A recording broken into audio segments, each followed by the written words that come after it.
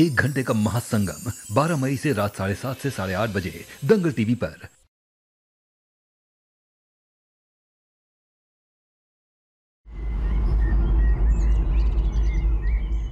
रूही, हमें खुद पे बहुत ज्यादा गुस्सा आ रहा है कि हमने रागिनी जी को पहचानने में इतना समय लगा दिया। पहले तो वो उस टकली दिव्यम को घर में ले आई और तब उसके मांस पे कुछ ऐसा लगा दिया है जिससे उसका मांस उतर ही नहीं पा रहा है। और तो और हमें घर वालों की नजरों में नीचा दिखाने के लिए उन्होंने हमारी माँ जी का हाथ चला दिया और सारा इल्जाम हम पर डाल दिया। अब तो हमारा जी और भी ज्यादा घबरा रहा है। पता नहीं हमारे दिव्यम जी किस हाल में होंगे। अब तो हमें डर भी लगने लगे है कि रागिनी ने दिव्यम जी के साथ कुछ कर। अपने दिल पर हाथ रखो और दिव्यम जी को महसूस करो। तुम्हारा दिल तुम्हें खुद गवाही दे देगा कि तुम्हारे दिव्यम जी जहाँ भी होंगी बिल्कुल ठीक होंगी।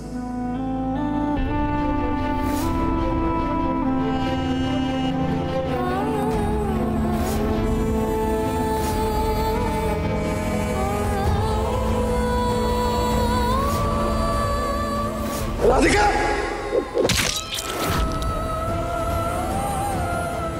रोही, तुम्हें ऐसा लग रहा है कि तुम्हारी दिव्यम जी तकलीफ में तो है। राधिका, खाटू जी पर भरोसा रखो, वो सब ठीक करेंगे। और जब तक भोलेनाथ और खाटू जी की कृपा हम पर है तब तक हमें कुछ भी नहीं होगा। और विश्वास रखो, हम जल्द ही मिलेंगे और तुम भी अपने दिव्यम जी से जल्द मिलो। दिव्यम जी से? लेकिन रूही, हम दिव्यम जी तक कैसे पहुंचेंगे? जब तक भोलेनाथ तुम्हारे साथ हैं तुम भटकोगी नहीं। रूही, हम तुम्हें बाद में फोन करते हैं। माँ, क्या है ये? गोयनका के बिजनेस पार्टी का इनविटेशन है। हमारे पूरे परिवार को बुलाया उन्होंने। बड़े बड़े लोग आएंगे इनके यहाँ। वाह, पार्टी!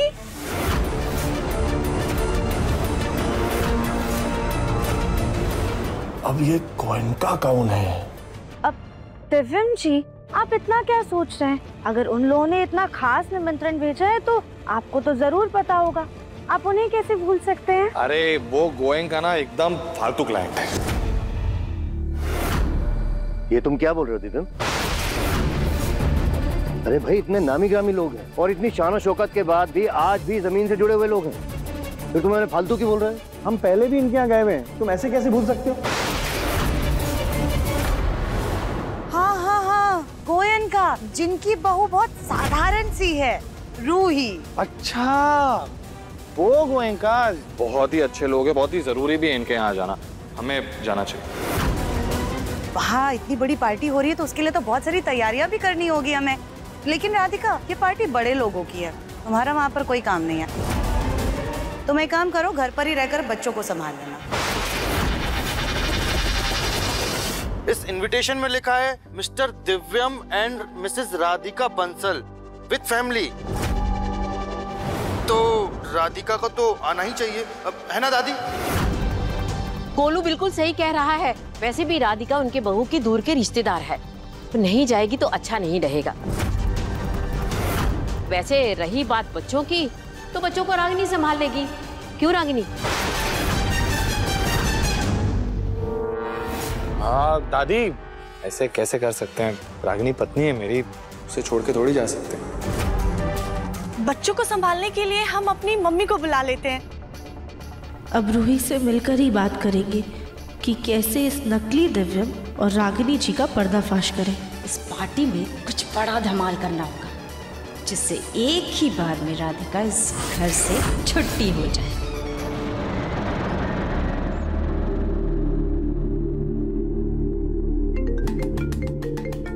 हमारा फोन कहाँ बज रहा है? शायद हम कमरे में ही भूला है। हर वक्त काली बिल्ली की तरह हमसे टकराना जरूरी है क्या? चल, छिड़कना पड़ेगा हमें। चलो हटो हमारे रास्ते से, हटो।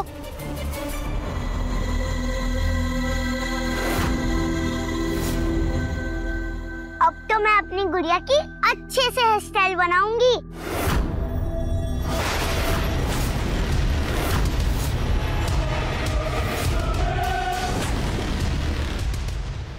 देखो लड्डू, अब हमारी बात ध्यान से सुनो।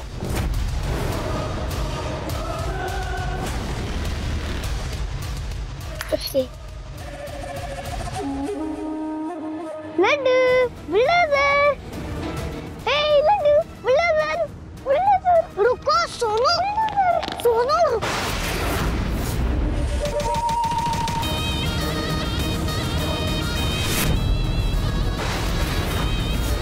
अब आएगा मजा जब माँ जी देखेंगी अपने एक्सटेंशंस के बाल लड्डू की गुड़िया पे।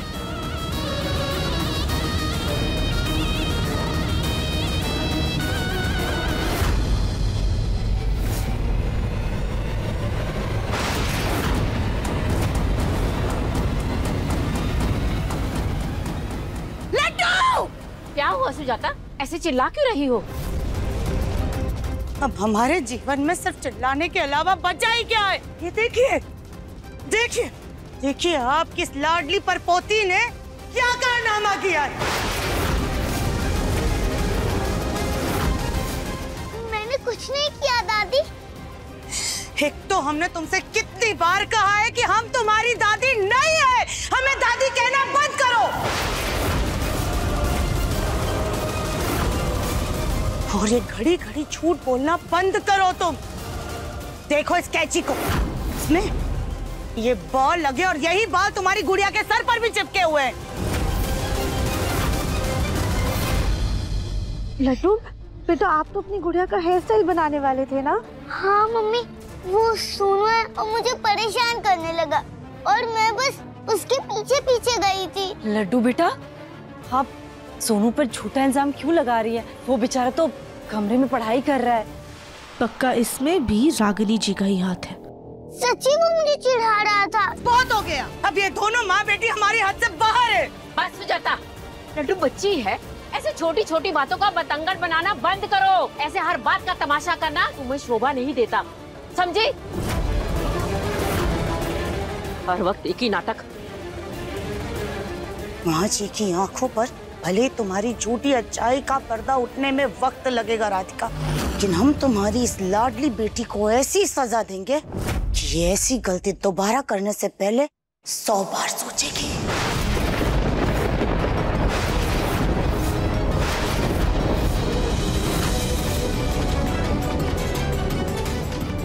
नहीं दादी, ये मेरी फेवरेट डॉल है। बहुत पसंद है ना तुम्हें ये गुड़िया? तो देखो,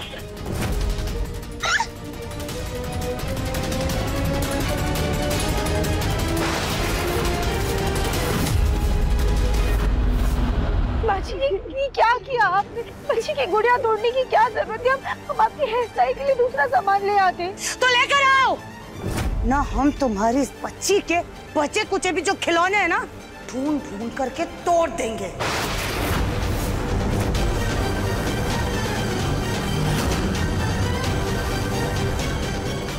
लड्डू बेटा, हम आपके लिए नई गुड़िया ला देंगे, ठीक है? लड्डू बेटा चुप हो जाओ, हम दादी का सामान लाने के बाद आपकी गुड़िया जोड़ दें।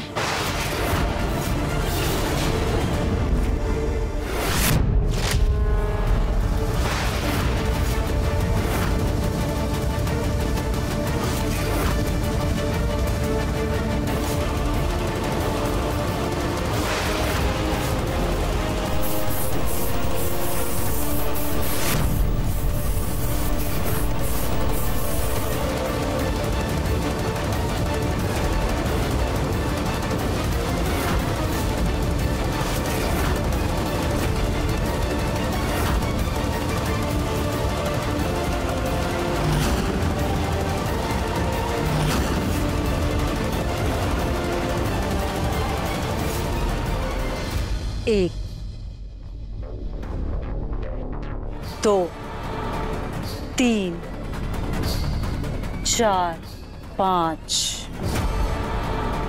6, 7, 8, 9, 10।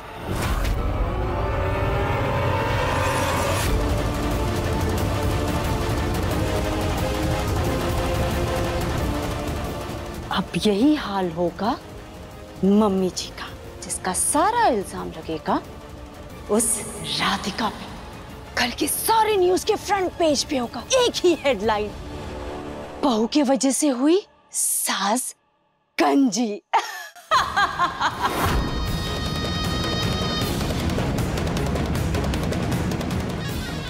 जैसे ही होगी मम्मी जी गंजी, वैसे ही होगी उनकी एक्स बहू घर से बाहर।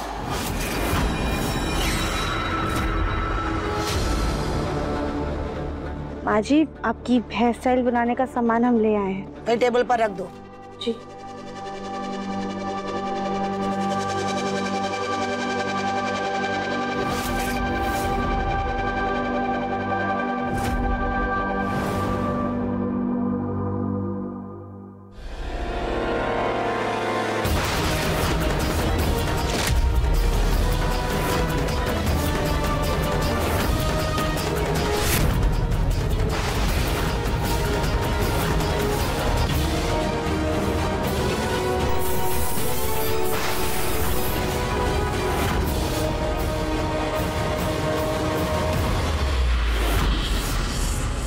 कल पार्टी में जैसे ही लेजर लाइट जूड़े पर पड़ेगा, मम्मी जी के सारे बाल सबके सामने झड़ जाएंगे और इन सब का सारा इल्जाम जाएगा उस राधिका पर। फिर आएगा पार्टी का असली मजा।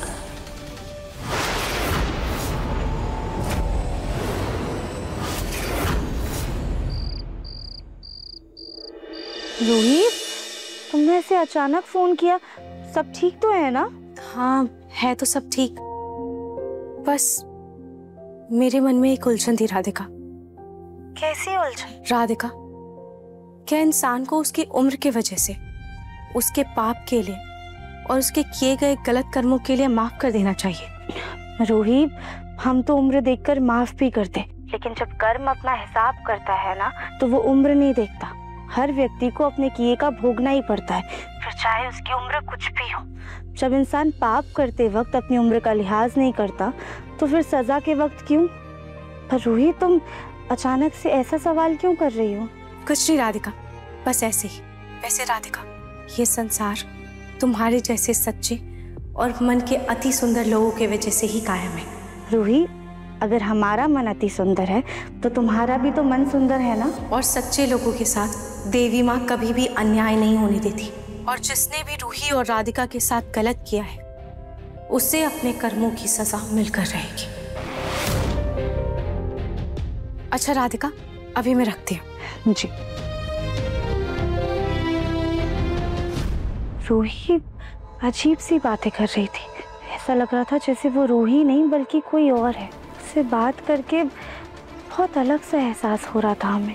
शायद काफ़ी समय से मिले नहीं है, इसलिए ऐसा लग रहा होगा, पर एक बार जब मिलेंगे तो सब ठीक हो जाएगा।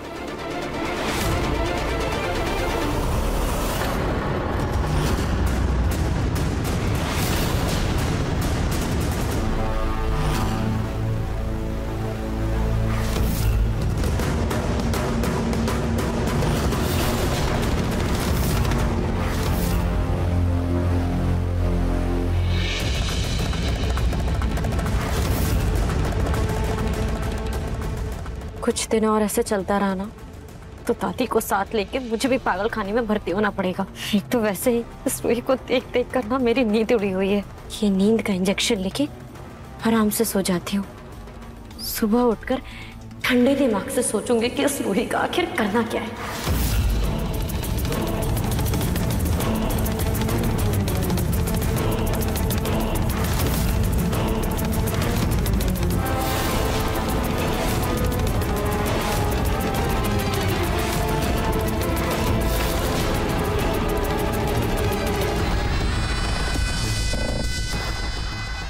ये दादी इतने रात में कौन सी पूजा करने जा रही?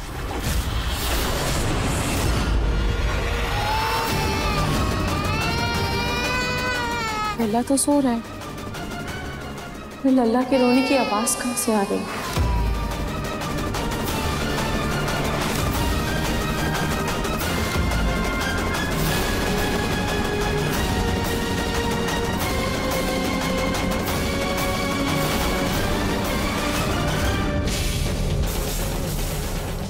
ओम ऐं ह्रीं क्लीं चामुंडाय विच्छे। ओम ऐं ह्रीं क्लीं चामुंडाय विच्छे। ओम ऐं ह्रीं क्लीं चामुंडाय विच्छे। ओम ऐं ह्रीं क्लीं चामुंडाय विचे। मुझ पर मेरे मंत्रों का असर हो रहा है। ओम ऐं ह्रीं क्लीं चामुंडाय विचे। ये क्या कर रही हैं आप दादी?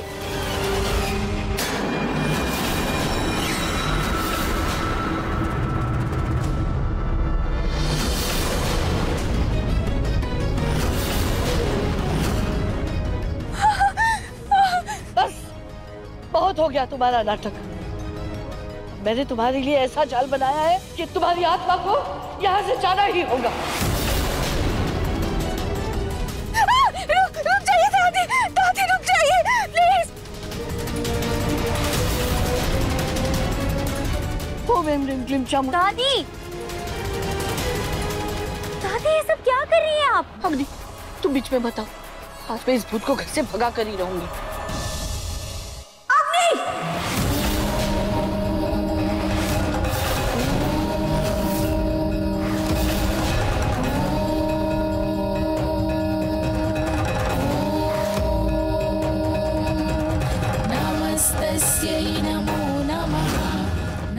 अग्नि, मेरे पास मेरे पास आओ अग्नि। अग्नि, अग्नि, क्या हो गया? कहाँ जा रही हो तुम? रुको। अग्नि,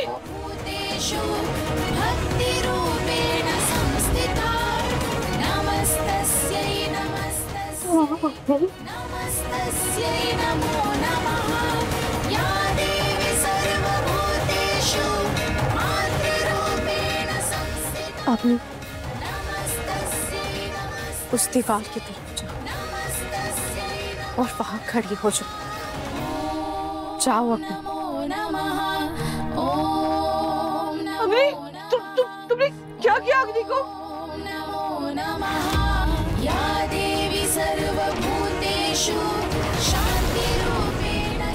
छोड़ूंगी नहीं मैं तुम्हें, छोड़ूंगी नहीं।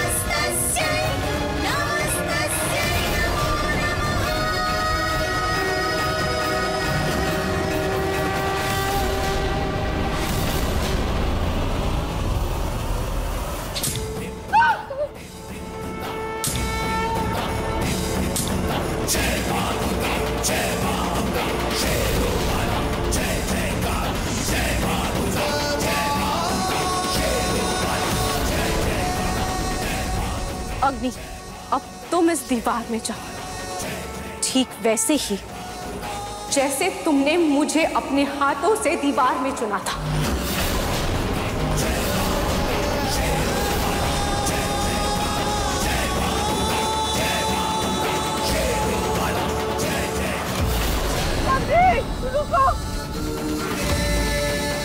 अरे छोड़ो अग्नि को, जाने दो उसे। क्या कर रही हो तुम?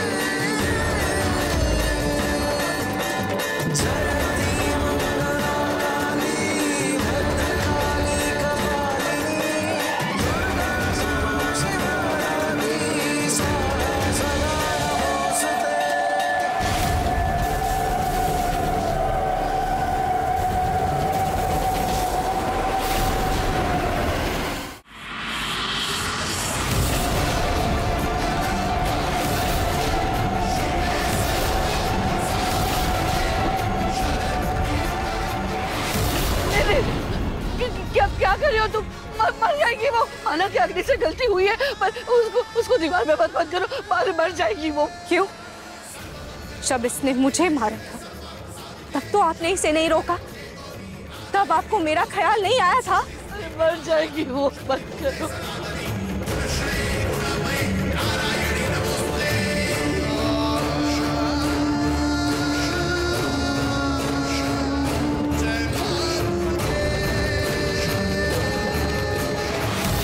अग्नि को तो उसके किए की सजा मिल गई, अब आपकी बारी।